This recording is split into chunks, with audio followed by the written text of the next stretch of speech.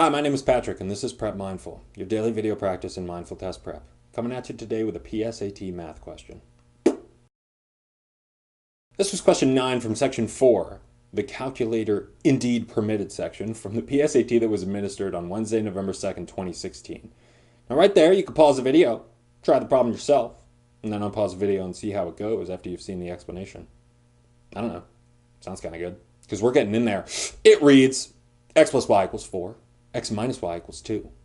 Which of the following is the graph in the xy plane of the system of equations above?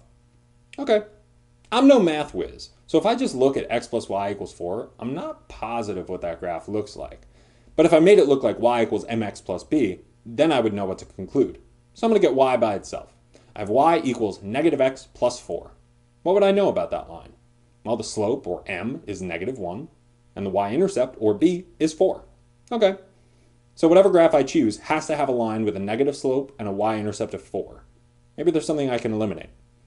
Answer choice A? That's got one. Okay. Answer choice B? Haha! The only negative sloped line in B has a y-intercept of 2. So goodbye, B. Answer choice C? Still kind of looks good because it's got the same line as A. And then D?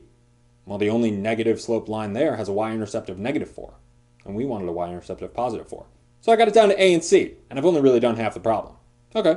Let's look at the second line. X minus y equals 2. Well, again, I would like it to look like y equals mx plus b. So I'll get y by itself this way. Y equals x minus 2. Okay, the slope of that line would be positive, and the y-intercept would be negative 2. Let's go back to the answer choices. A has that line that's positive, and the y-intercept is negative 2. Looking good. Let me just check C to make sure I'm not taking crazy pills. C, well, they're both negative slope in C. So no, the answer is A. Cool. It's not their job to give me line equations in their most convenient form. I just did a tiny bit of algebraic manipulation to get these two equations into y equals mx plus b form, and then I knew what I could conclude about the graphs of those two lines, both their slope and the y-intercepts. Made it pretty easy to eliminate the other options. Cool. If you enjoyed this video and found it helpful, why not subscribe to our channel?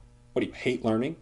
Do you? That'd be weird. Well, if you have any questions about this problem or any other problems, or questions about how to stop hating learning, you can hit me up in the comments below, or you can email me at prepmindful@gmail.com. In the meantime, my name is Patrick, and this has been Prep Mindful.